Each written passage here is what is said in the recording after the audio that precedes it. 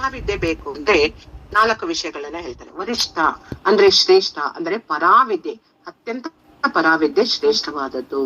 ಸದ್ವಿನಿ ಅಂದ್ರೆ ಮಹಾಪುರುಷರು ಏನ್ ಮಾಡ್ತಾರೆ, ಇದನ್ನೇ ಪಡೆಯುವುದಕ್ಕೆ ಸದಾ ಬಯಸ್ತಾ ಇರ್ತಾರೆ. ನಿಗೂಢ ಅಂದ್ರೆ ಏನು, ರಹಸ್ಯವಾಗಿರತಕ್ಕಂಥದ್ದು. ಈ ರಹಸ್ಯವಾದದನ್ನ ಕೇಳಲಿಕ್ಕೆ ಅಷ್ಟು ಸುಲಭವಾಗಿ ನಮ್ಗೆ ದೊರಕುವುದಿಲ್ಲ. ಇದು ಕಿವಿ ಬೀಳ್ಬೇಕು. ರಹಸ್ಯವಾದ ವಿಷಯಗಳು, ಬ್ರಹ್ಮವಿದ್ಯೆ ಬ್ರಹ್ಮಜ್ಞಾನ ಬೇಕು ಅಂದ್ರೂ ಸಹ ಆ ಕಿವಿ ಮೇಲೆ ಬೀಳೋದಕ್ಕೆ ಪುಣ್ಯ ಬೇಕು. ಇವತ್ ನಾವೆಲ್ಲರೂ ಪುಣ್ಯ ಮಾಡಿದೀವಿ. ಸ್ವಾಮೀಜಿ ಒಂದು ಕೈವಲ್ಯ ಉಪನಿಷತ್ ಮಾಡಿದರೆ, ಇದನ್ನ ನಾವೆಲ್ಲರೂ ಚಿಂತನೆ ಮಾಡೋದಕ್ಕೆ ಕೂತಿದೀವಿ ಅಂತ ಅಂದ್ರೆ ನಾವೆಲ್ಲರೂ ಸಹ ಒಂದು ರೀತಿಯಲ್ಲಿ ಪುಣ್ಯ ಮಾಡಿದೀವಿ. ಅದಕ್ಕೆ ಆ ಕಿವಿ ಮೇಲೆ ಬೀಳೋದಕ್ಕೂ ಸಹ ತುಂಬಾ ಪುಣ್ಯ ಬೇಕು. ಆದ್ರೂ ಸಹ ಕೇಳ್ತಾ ಇದ್ರು ಸಹ ಅರ್ಥ ಆಗೋದಿಲ್ಲ. ಯಾಕೆ ಅರ್ಥ ಆಗೋಲ್ಲ ಅಂತಂದ್ರೆ ವೈರಾಗ್ಯ, ಮುಮುಕ್ಷತ್ವ ಎರಡು ಮುಖ್ಯವಾಗಿ ಬೇಕು. ಮುಮುಕ್ಷತ್ವ ಈಗಾಗಲೇ ಚಿಂತನೆ ಮಾಡೋದು, ಮುಮುಕ್ಷತ್ವ ಬರಲೇಬೇಕು ಮನುಷ್ಯನಿಗೆ ಅಂತ. ವೈರಾಗ್ಯ ಯಾವಾಗ ಬರುತ್ತೆ ಅವನಿಗೆ? ಲೌಕಿಕನಿಗೆ ವೈರಾಗ್ಯ ಬರೋದು ತುಂಬಾ ಕಡಿಮೆ. ಅವನಿಗೆ ಅರ್ಹತೆ ಬರ್ಬೇಕು, ಜ್ಞಾನ ಬರ್ಬೇಕು, ಸರ್ವ ಪಾಪಗಳನ್ನ ಕಳೆದುಕೊಂಡು ಅವನು ಒಳ್ಳೆ ಸಾಧಕನಾಗ್ಬೇಕು. ಮೊದಲನೇದಾಗಿ ಸರ್ವ ಪಾಪಗಳನ್ನ ಕಳೆದುಕೊಂಡ ಸಾಧಕನಾಗಬೇಕು. ಸರ್ವ ಜ್ಞಾನ ಮೃಷ್ಯತೆ ಅಂದ್ರೆ ದೇಹದ ಅಭಿಮಾನ ಯಾವಾಗ ಹೋಗುತ್ತೋ ಆಗ ಪರಬ್ರಹ್ಮ ಸ್ವರೂಪ ನಾನೇ ಎಂಬುದು ಅವನಿಗೆ ಗೋಚರ ಆಗುತ್ತದೆ. ಆ ಪುರುಷ ಅಂತಂದ್ರೆ ಪೂರಯತಿ ಸರ್ವಂ ಪುರುಷ ಅಂದ್ರೆ ಪುರುಷನೆಂದ್ರೆ ಅರ್ಥ ಪರಾತ್ಪರ ಪುರುಷನು. ಏಕತ್ವ ಭಾವ, ಏಕತ್ವ ಅಂದ್ರೆ ನಾನು ಪರಮಾತ್ಮನಲ್ಲಿ ಒಂದೇ ಭಾವವಿರ್ತಕ್ಕಂಥದ್ದು ಅಂತ. ನಿಷ್ಕಾಮ ಪ್ರಾಪ್ತಿಗಾಗಿ, ಚಿತ್ತಶುದ್ಧಿಗಾಗಿ ಅವನು ಸಾಧನೆ ಮಾಡ್ಲೇಬೇಕು. ಅದಕ್ಕೆ ಗುರುಗಳ ಬಳಿ ಸಾಗಿ ಬ್ರಹ್ಮವಿದ್ಯೆಯನ್ನ ಸದ್ಗುರುಗಳಿಂದ ತಿಳಿಬೇಕು ಅಂತ ಪರಬ್ರಹ್ಮ ಕೂತಿದ್ದಾರೆ. ಜನ್ಮಾದಿ ವಿಕಾರ ರಹಿತನಾದ ದೇಶ ಕಾಲಾದಿಗಳನ್ನ ಮೀರಿರುವುದೇ ತತ್ವವೇ ಬ್ರಹ್ಮ. ಬ್ರಹ್ಮ ಅಂದ್ರೆ ಯಾರು? ಜನ್ಮಗಳಿಂದಲೂ ವಿಕಾರವಿಲ್ಲ. ಯಾವ ಆಕಾರ ವಿಕಾರಗಳು ಯಾವುದು ಇಲ್ಲ, ಅವೆಲ್ಲವೂ ಸಹ ವಿಕಾರ ರಹಿತವಾಗಿರ್ತಕ್ಕಂಥದ್ದು. ಇದರ ಜೊತೆಗೆ ದೇಶ ಕಾಲ ಯಾವುದು ಇಲ್ಲ, ಇವೆಲ್ಲವನ್ನು ಮೀರಿರ್ತಕ್ಕಂತಹ ತತ್ವವೇ ಪರಬ್ರಹ್ಮ. ಈ ಬ್ರಹ್ಮವೇ ಜಗತ್ತಿನ ಜನ್ಮಾದಿಗಳಿಗೆಲ್ಲ ಕಾರಣವಾಗಿರತಕ್ಕಂಥದ್ದು. ಬ್ರಹ್ಮನೇ ಸಕಲ ಜೀವ ರಾಶಿಗಳಿಗೂ ಪ್ರತ್ಯೇಗಾತ್ಮವಾಗಿದ್ದಾನೆ ಅಂದ್ರೆ ಸಾಕ್ಷಿಯಾಗಿದ್ದಾನೆ. ಅವನೇ ಸೃಷ್ಟಿಕರ್ತ. ಇಡೀ ಜಗತ್ತನ್ನ, ಸಕಲ ಜೀವ ರಾಶಿಗಳನ್ನ ಸೃಷ್ಟಿ ಮಾಡಿರತಕ್ಕಂಥವನು ಅವನೇ. ಬ್ರಹ್ಮವಿದ್ಯೆಯು ಸರ್ವ ವಿದ್ಯೆಗಳಿಗೂ ಸಹ ಆಧಾರವಾಗಿರತಕ್ಕಂಥ ಬ್ರಹ್ಮವಿದ್ಯಾಂ ಸರ್ವ ವಿದ್ಯಾ ಪ್ರತಿಷ್ಠಾ ಎಂದು ಅಥರ್ವ ವೇದ ಮುಂಡೋಪನಿಷತ್ತಲ್ಲಿ ತಿಳಿಸ್ತಾ ಇದೆ. ಏನು ಅಂದ್ರೆ ಜ್ಞಾನಿಗಳು, ಋಷಿ ಮುನಿಗಳು, ಸಾಧು ಸಂತರು, ತಪಸ್ವಿಗಳು, ಯತಿ ಸನ್ಯಾಸಿಗಳ ಸಂಪತ್ತೆಂದರೆ ಇವ್ರಿಗೆಲ್ರಿಗೂ ಬೇಕಾಗಿರೋ ಅದು ನೋಡಿ. ನಮಗ್ ಬೇಕಾಗಿರೋ ಸಂಪತ್ತು ಯಾವುದು? ಜ್ಞಾನಿಗಳಿಗೆ ಬೇಕಾಗಿರತಕ್ಕಂಥ ಸಂಪತ್ತು ಯಾವುದು? ಜ್ಞಾನಿಗಳಿಗೆ ಯಾವ ಸಂಪತ್ತು ಬೇಕು? ಜ್ಞಾನಿಗಳಿಗೆ, ಸಾಧು ಸಂತರಿಗೆ, ಋಷಿ ಮುನಿಗಳಿಗೆ, ತಪಸ್ವಿಗಳಿಗೆ, ಸನ್ಯಾಸಿಗಳಿಗೆ, ಇವ್ರಿಗೆಲ್ರಿಗೂ ಯಾವ್ದು ಬೇಕು? ಬ್ರಹ್ಮವಿದ್ಯೆಯ ಸಂಪತ್ತು ಬೇಕು. ನಮಗೆ ಯಾವ ಸಂಪತ್ತು ಬೇಕು? ಜಗತ್ತಿನಲ್ಲಿ ಕೌಟುಂಬಿಕದಲ್ಲಿ ಒಂದು ಶಾಂತಿ ನೆಮ್ಮದಿ ಬೇಕು. ಜೊತೆಗೆ ನಮ್ಮ ಕೀರ್ತಿ ಸ್ವಪ್ರತಿಷ್ಠೆಗಳು, ನಾನು ನನ್ನದು ಅಂತಕ್ಕಂಥ ಭಾವ ತೋರಿಸ್ಕೊಳ್ತಕ್ಕಂಥದ್ದು ಎಲ್ಲವೂ ಸ್ವಪ್ರತಿಷ್ಠೆಗಳಲ್ಲಿ ಮೆರೆತಕ್ಕಂಥದ್ದೇ ಹೆಚ್ಚಾಗಿ ನಮ್ಮಲ್ಲಿ ಇರ್ತದೆ. ಯಾಕೆ ಅಂದ್ರೆ ನನ್ನದು ಅವನ ಅಹಂಕಾರ ನಮ್ಮಲ್ಲಿ ಪೂರ್ಣವಾಗಿ ತುಂಬೋಗಿದೆ. ನಮಗ್ ಗೊತ್ತಿಲ್ಲ, ನಾನು ಅದ್ರಲ್ಲಿ ನಿಂತಿದ್ದೀನದು ನನಗ್ ಗೊತ್ತಿಲ್ಲ. ಆ ಒಂದು ಭಾವದಿಂದ ನಾನು ಹೊರ ಬಂದ್ರೆ ಮಾತ್ರ ನನಗ್ ಗೊತ್ತಾಗುತ್ತೆ. ಇವಾಗ ಈ ಒಂದು ಕೈವಲ್ಯ ಉಪನಿಷತ್ನ ಚಿಂತನೆ ಮಾಡ್ತಾ ಮಾಡ್ತಾ ನಮ್ಗೆ ಅರ್ಥ ಆಗ್ತಾ ಹೋಗುತ್ತೆ. ನಾನು ನನ್ನದು ಅಂತಕ್ಕಂಥದ್ದು ಯಾವುದು ಇಲ್ಲ, ಎಲ್ಲವೂ ಬ್ರಹ್ಮ ಜ್ಞಾನವೇ ಬೇಕು. ಬ್ರಹ್ಮನೇ ಸೃಷ್ಟಿಕರ್ತ. ಜೀವರಾಶಿಗಳಲ್ಲೆಲ್ಲ ಅವನೇ ಇದ್ದಾನೆ, ಅವನೇ ಕಾಪಾಡ್ತಾ ಇದ್ದಾನೆ, ಅವನೇ ನಮ್ಮನ್ನ ರಕ್ಷಣೆ ಮಾಡೋನ ಇದ್ದಾಗ ನನಗೆ ಯಾವ ಚಿಂತೆ? ಒಬ್ಬನು ಹೇಳ್ತಾನೆ, ಒಂದು ಕನಸು ಬೀಳುತ್ತ ಅವನಿಗೆ. ಕನಸ್ನಲ್ಲಿ ಏನು ಅಂತಂದ್ರೆ ಅವನಿಗೆ 7 ಜನ ಮಕ್ಳಿರ್ತಾರೆ. ಮಕ್ಳೆಲ್ಲ ಹುಟ್ಟಿ ಬೆಳೆದು ಜೀವನವನ್ನ ಸಾಗಿಸಿ ಎಲ್ಲ ಒಂದು ಸಾಧನೆ ಮಾಡಾಗಿರುತ್ತೆ.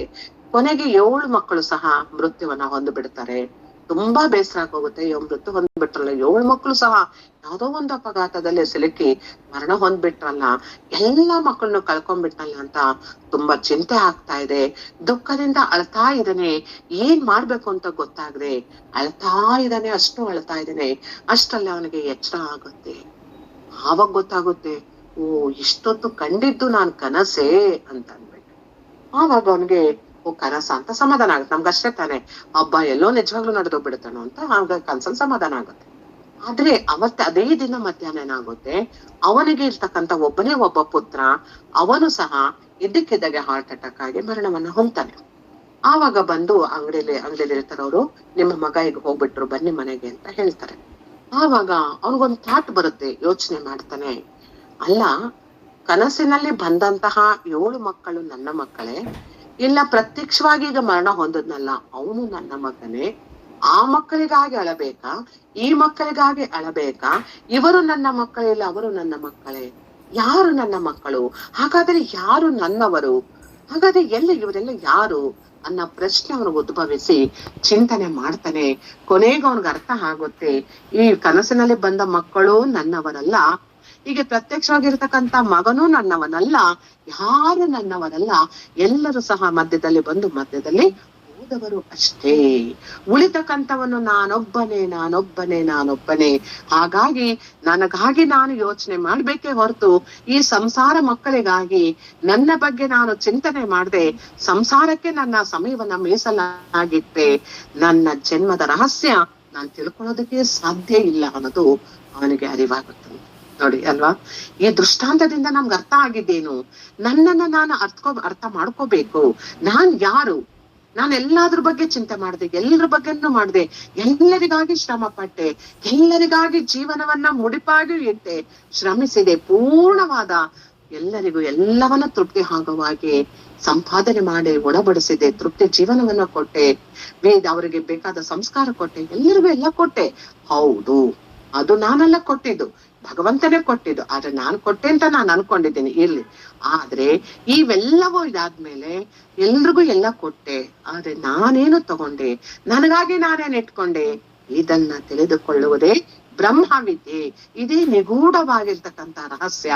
ಈ ರಹಸ್ಯ ನನಗ್ ಬೇಕು ಅಂದ್ರೆ ಇದೆಲ್ಲದರ ಬಗ್ಗೆ ನನಗೆ ಗೊತ್ತಾದಾಗ ನನಗೆ ವೈರಾಗ್ಯವು ತಾನೇ ಬರ್ತದೆ.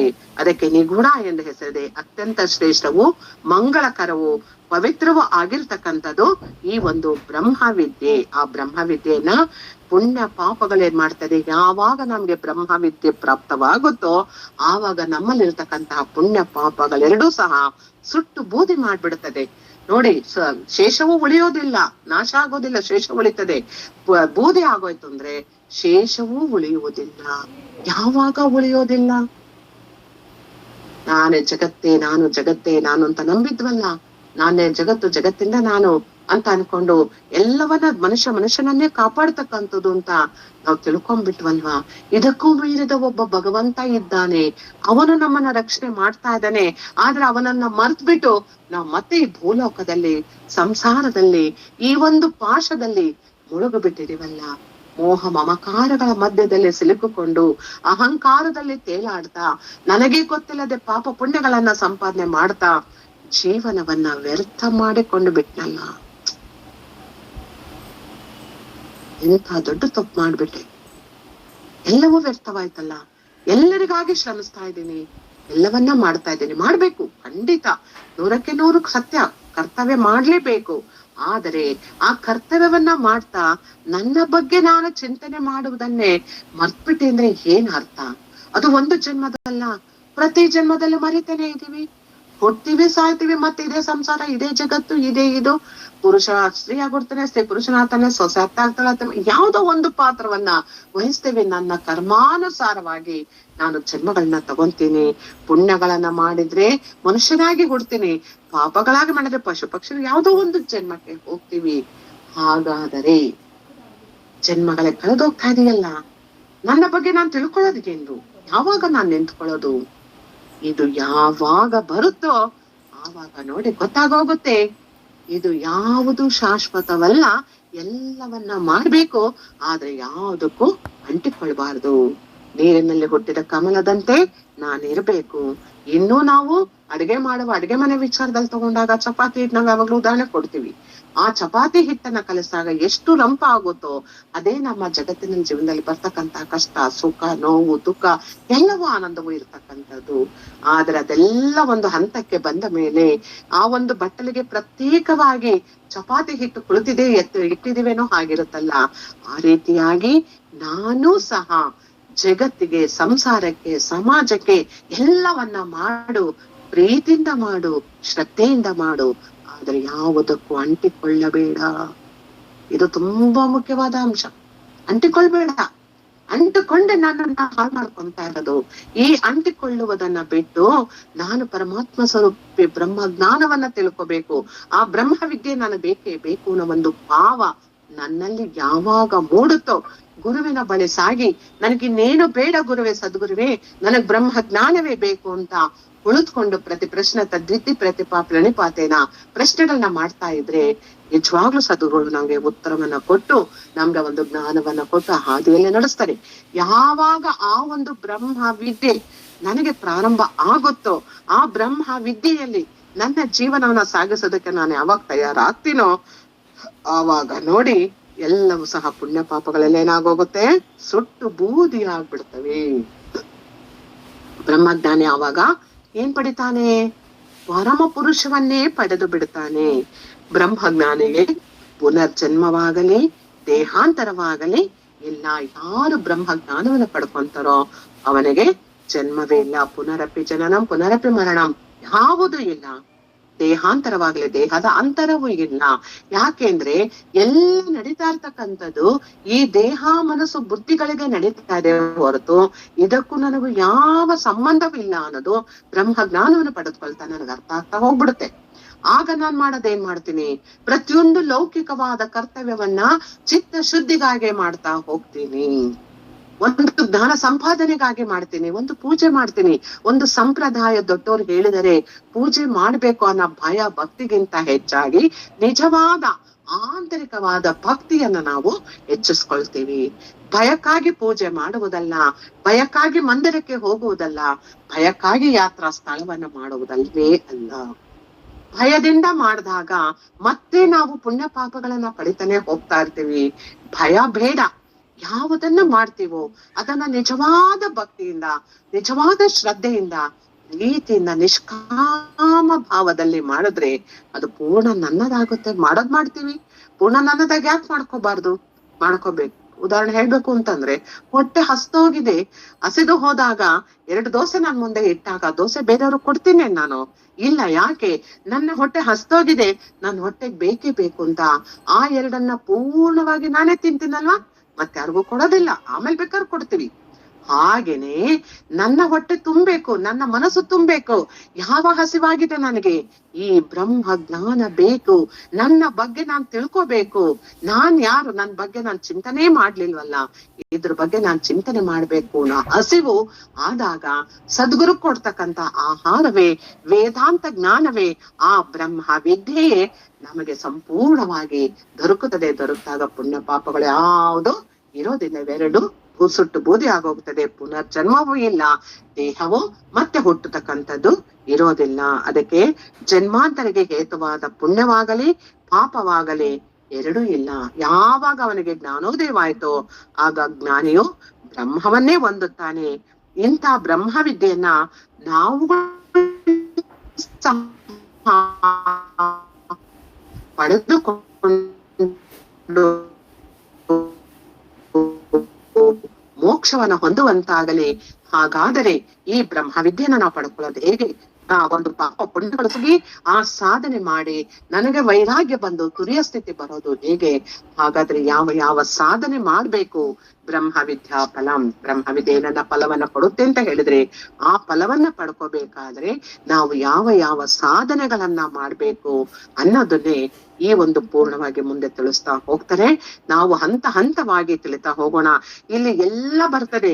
ಶ್ರದ್ಧಾ ಭಕ್ತಿಗಳಿಂದ ಜ್ಞಾನಕ್ಕೆ ಸಾಧನೆಗಳು ಯಾವುದು, ತ್ಯಾಗದಿಂದಲೇ ಅಮೃತತ್ವ ಹೇಗೆ ಪ್ರಾಪ್ತಿಯಾಗುತ್ತೆ, ಆತ್ಮವಂದನ ಚಿಂತನೆ ಮಾಡುವ ಕ್ರಮ ಯಾವುದು, ಸನ್ಯಾಸಿಗಳು ಅಂದ್ರೆ ಯಾರು, ಈಶ್ವರ ಧ್ಯಾನ ಮುಕ್ತಿ ಪ್ರಾಪ್ತಿ ಹೇಗೆ ಪಡಿಬೇಕು, ಹೀಗೆ ಜ್ಞಾನದಿಂದಲೇ ಮೋಕ್ಷ ಪ್ರಾಪ್ತಿ, ಎಲ್ಲಾ ದೇವತೆಗಳು ಆತ್ಮನೇ, ಈ ಎಲ್ಲದರ ಬಗ್ಗೆ ತಿಳಿಸ್ಕೊಟ್ಟು ಆ ಸರ್ವಾತ್ಮನಾದ ಬ್ರಹ್ಮ ಪ್ರಾಪ್ತಿಯನ್ನು ಪಡೆದುಕೊಳ್ಳುವ ವಿಧಾನವನ್ನ ಈ ಕೈವಲ್ಯ ಉಪನಿಷತ್ತು ಪೂರ್ಣವಾಗಿ ತಿಳಿಸಿಕೊಡುತ್ತದೆ. ತುಂಬಾ ಚಿಕ್ಕದಾದ ಗ್ರಂಥ, ದೊಡ್ಡ ಗ್ರಂಥ ಅಲ್ಲ. ಅದರದ ಚಿಂತನೆ ಇದೆಯಲ್ಲ ಅದು ಪೂರ್ಣ ವಿಶಾಲವಾಗಿರ್ತಕ್ಕಂಥದ್ದು. ಆ ಪೂರ್ಣ ಜ್ಞಾನವನ್ನ ಪಡ್ಕೊಳ್ತಕ್ಕಂತಹ ಕೈವಲ್ಯ ಉಪನಿಷತ್ತು. ಇದನ್ನ ನಾಳೆ ಶ್ರದ್ಧಾ ಭಕ್ತಿ ಧ್ಯಾನಗಳು ಜ್ಞಾನಕ್ಕೆ ಸಾಧನೆಗಳು ಅನ್ನೋದ್ರ ಬಗ್ಗೆ ನಾಳೆ ಅಂದ್ರೆ ನೆಕ್ಸ್ಟ್ ಮಂಗಳವಾರ ಒಂದು ಕ್ಲಾಸ್ ಅಲ್ಲಿ ಮತ್ತೆ ಚಿಂತನೆಯನ್ನ ಮಾಡೋಣ. ಈಗ ನಮ್ಗೆ ಅರ್ಥ ಆಯ್ತಲ್ವಾ?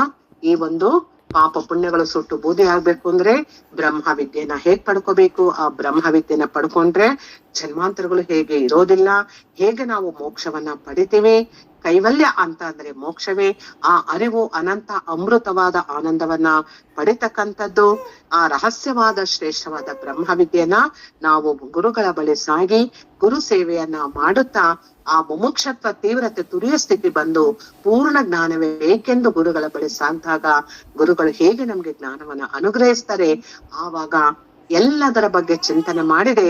ನನ್ನ ಬಗ್ಗೆ ನಾನು ಚಿಂತನೆ ಮಾಡ್ಬೇಕು, ನಾ ಅರಿವು ಹೇಗೆ ಬಂತು, ಬಂದ ಮೇಲೆ ನಾನು ಅರಿವಿನಲ್ಲಿ ಹೇಗೆ ಸಾಗಬೇಕು, ನನ್ನ ಸಾಧನಾ ಕ್ರಮ ಹೇಗಿರ್ಬೇಕು. ನಾಮಸ್ಮರಣೆ ಅಂತ ಹೇಳಿದ್ರು, ಹಾಗಾದ್ರೆ ನಾಮಸ್ಮರಣೆಯಿಂದ ಪ್ರಾರಂಭವಾಗಿ ಧ್ಯಾನ, ತ್ಯಾಗ, ಸಾಧನೆ ಎಲ್ಲ ಹೇಳ್ತಾ ಇದಾರಲ್ಲ, ಇವೆಲ್ಲವನ್ನ ಹೇಗೆ ಹಂತ ಹಂತವಾಗಿ ಮಾಡ್ಬೇಕು ಅನ್ನೋದ್ರ ಬಗ್ಗೆ ನಾವು ಪ್ರತಿನಿತ್ಯ ಚಿಂತನೆ ಮಾಡ್ತಾ ನಾವು ಸಹ ಕೈವಲ್ಯವನ್ನ ಪಡಿತಕ್ಕಂತಹ ಒಂದು ಮಾರ್ಗವನ್ನ, ಸಾಧನೆಯನ್ನ ಭಗವಂತ ಮಾಡೋದಕ್ಕೆ ಅನುಗ್ರಹಿಸ್ಲಿ ಅಂತ ಭಗವಂತನಲ್ಲಿ ಪ್ರಾರ್ಥನೆ ಮಾಡ್ತಾ ಈ ಒಂದು ಚಿಂತನೆಯನ್ನ ಪೂಜ್ಯ ಮಾತಾಜರು ಇರತಕ್ಕಂತ ರಾಜೇಶ್ವರಕ್ಕನವರ ಪಾದ ಪದ್ಮಗಳಲ್ಲಿ ಹಾಗೂ ಪೂಜ್ಯ ಶ್ರೀ ಶ್ರೀ ಬ್ರಹ್ಮಾನಂದ ಭಾರತಿ ಸ್ವಾಮೀಜಿಯವರ ಪಾದ ಪದ್ಮಗಳಲ್ಲಿ ಅರ್ಪಿತ ಮಾಡೋಣ. ಹರಿ ಓಂ. ಶ್ರೀ ಗುರುಭ್ಯೋ ನಮಃ. ಹರಿ ಓಂ. ಜೈ ಗುರುದೇವ.